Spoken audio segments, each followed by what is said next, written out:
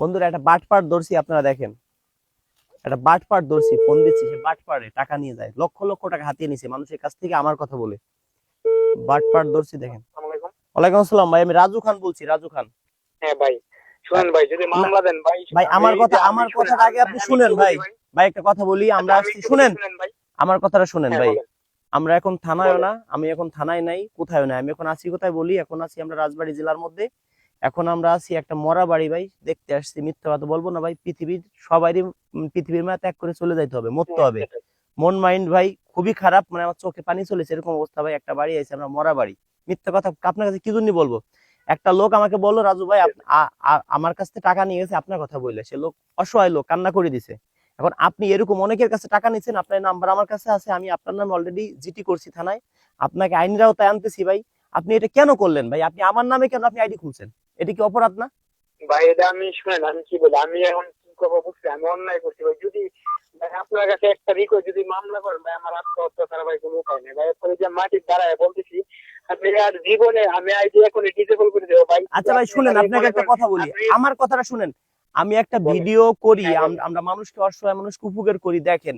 ওই ভিডিওটা আমরা কইরে ইউটিউবে ছাড়ি, আমাদের ফেসবুক থেকে ডলার দেয়, ইউটিউব থেকে ডলার দেয়। ওই ভিডিওটা আপনি যদি ডাউনলোড করে আপনার আইডিতে ছাড়েন, আপনি আমার নামে আইডি খুলে, তাও রাজু, মানুষ তো ভাবতেছে এটি রাজু খান।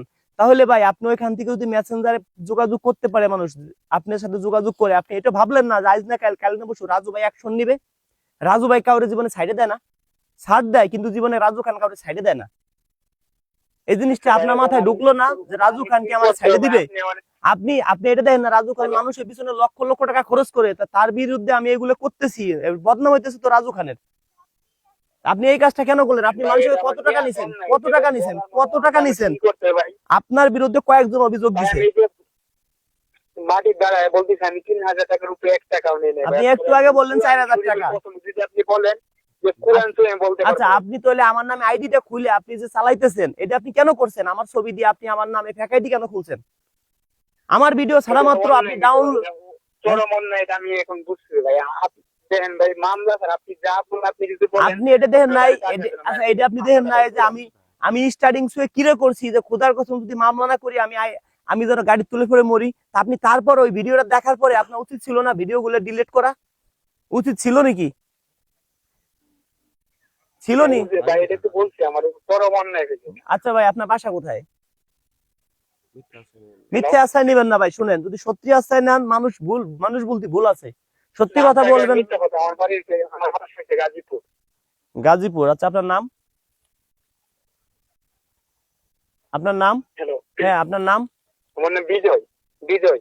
বিজয়। তা এই যে এই টাকাটা আপনি নিছেন, আসলে মানুষ কি এতই বলদ ভাই? জিনিসটা বোঝেন যে পরে যে আপনার নামে মামলা করবে, এটা আপনি কখনো ভাবলেন না? এটা আপনি কার পরামর্শ নিয়ে কাজটা করলেন ভাই? আমি আছি এটা বাগানের মধ্যে ভাই, এই অবস্থা, আপনার সাথে কথা বলা লাগতেছে, একটা মরা বাড়ি আছি, সেই জায়গাতে আমি উঠে চলে আইছি জানেন।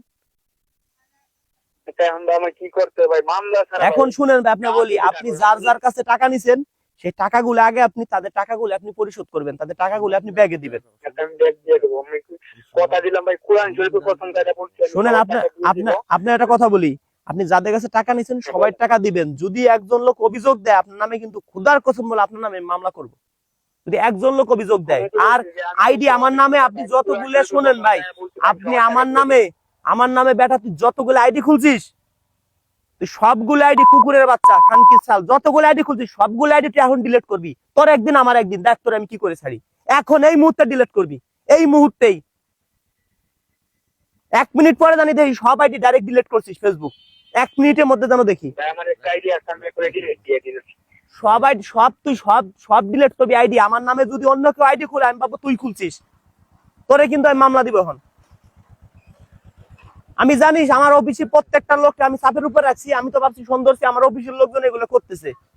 তোর জন্য 4 জন লোকে চাকরি গেছে, কিন্তু জানিস আমার অফিসের।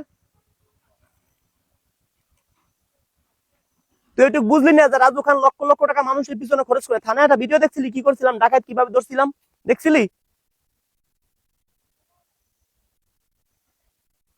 ভাইটি কথা বল, ওই ভিডিও দেখছিলি যে কিভাবে আমরা ডাকাত ধরছিলাম? তারা কত বছর জেলে থাকবে তারা নিজেরাও কিন্তু জানে না। রাজু খানকে কিন্তু তুই ওইভাবে চিনিস না ভাই। তুই ভালো করে চিনবি, একটু দেরি কর যদি আমার আল্লাহ বাঁচায় রাখে। ভাইডি তুই কোন জায়গায় হাত দিছিস তুই নিজেও জানিস না ভাইডি, কথা বল। ভাই বলেন তুই কোন জায়গায় হাত দিছিস তুই নিজেও জানিস না। আমরা একটা ভিডিও করি 10,000 20,000 30,000 50,000 টাকা পর্যন্ত দিয়ে ভিডিও করি, সেই ভিডিওটা মাদারচোদ কুত্রে বাচ্চা, সেই ভিডিও তুই নিয়ে ডাউনলোড করে ছাড়িস খানকে চাল। তোরে কি আমি ছাড় দিব তুই তাই মনে করিস? তোর নামে মামলা হয়েছে আরো কয়েকদিন আগে, তোরে কিভাবে আইনি আওতায় আনি তুই খালি তাই দেখ। তোর সাথে দেখা হবে সরাসরি ফেস টু ফেস, যদি আল্লাহ আমারে বাঁচায় রাখে। তোরে আমি কি করি তুই সেটা খালি দেখ। তোর একদিন আমার একদিন, তোর পিছনে কয় লাখ টাকা খরচ করতে হবে, আমার কয় কি করতে হবে সব করবো, আর আমার একটাও খরচ হবে না। খালি আমি প্রশাসনে ফোন দিয়ে বলে দিব যে এই কাজ করতে হবে। প্রশাসন আমাকে সর্বোচ্চ সাপোর্ট করে, আমাকে না বাংলাদেশের জনগণকে। তুই দেখ তোরে আমি কি করি, তোর সাথে আমার দেখা হবে অল্প দিনের মধ্যে, দেখ তোরে কি করি, দেখা হবে না। দর্শক বন্ধুরা, এই যে একটা বাটপার, আমার মনে হয় কয়েক লক্ষ লক্ষ টাকা হাতিয়ে নিছে আমার নাম বলে। আমার ছবি দিয়ে আমার ছবি দিয়ে ফেসবুক খুলছে, আমার ছবি দিয়ে ইমো খুলছে, হোয়াটসঅ্যাপ খুলছে, মেসেঞ্জার খুলছে। আমার ভিডিও ছাড়া মাত্রই ওই ভিডিও ডাউনলোড করে ও আমার নামে ছবি দিয়ে আইডি দিয়ে, মানুষ ভাবে রাজু খান, ফেক আইডি খুলে ওই ওই আইডিতে ভিডিও ছাড়ে। মেসেঞ্জার খুলছে, মানুষ তো যোগাযোগ করে রাজু খান মনে হয়, টাকা দিয়ে দেয়। 100 জনের সাথে যোগাযোগ করলে একজন তো টাকা দিবেই।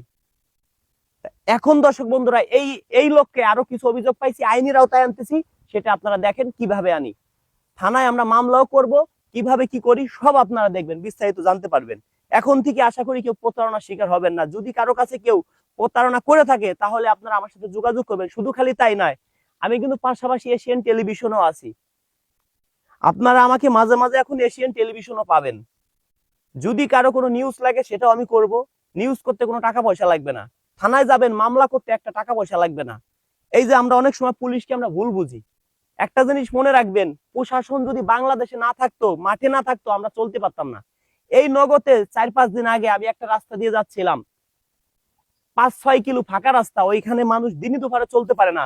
সে রাত্রে প্রশাসন দেখলাম 4টে বাজে, 4টের কাছাকাছি, শীতে কাঁপতেছে, 4-5 জন প্রশাসন দেখি দাঁড়াইয়া আমাদের জনগণকে নিরাপত্তা দিচ্ছে। আমি রাজু খান ওইখান থেকে যাইতে পারতাম না যদি প্রশাসন না থাকতো। প্রশাসনটা যদি 100টা ভালো কাজ করে, ভালো কাজ করতে গিয়ে একটা খারাপ হয় সেইটা আমরা ধরি, কিন্তু বাকি যে 99টা ভালো কাজ করছে সেটা কিন্তু আমরা কখনো ধরি না। তো প্রশাসনের প্রতি, সাংবাদিকের প্রতি কেউ কখনো ভুল বুঝবেন না। সর্বোচ্চ আমরা চেষ্টা করব আপনাদেরকে ভালো রাখার জন্য, সর্বোচ্চ চেষ্টা করব। দেখেন প্রশাসন সাংবাদিক একই কথা। কেন বলছি? দেখেন প্রশাসন সাংবাদিক প্রতি মাসে মারা যাচ্ছে, তারা আমাদের জীবন রক্ষা করতে গিয়ে নিজেদের জীবন দিতে কখনো দ্বিধাবোধ করতেছে না। প্রশাসনদেরকে বলছি, প্রশাসনটা দেখেন আমাদের জীবন রক্ষা করতে গিয়ে প্রশাসনের জীবন কিন্তু দিয়ে দিচ্ছে, কখনো সে দ্বিধাবোধ করতেছে না। এটা কখনো আমরা কিন্তু ভাবিও না, এটা আমরা কখনো বুঝিও না। সে 100টা ভালো কাজ করছে, একটা খারাপ হয়ে গেছে, ভালো করতেছে, ওইটা আমরা তুলে ধরি। দর্শক বন্ধুরা, যদি আমার কথায় কোনো ভুল থাকে ক্ষমা করে দিবেন, মানুষ বলতে ভুল আছে। চেষ্টা করবো আইনের আওতায় আনার জন্য। যারা আমাকে ভালোবাসেন ভিডিওটা শেয়ার করে দিবেন, সবাই পাশে থাকবেন। ধন্যবাদ সবাইকে।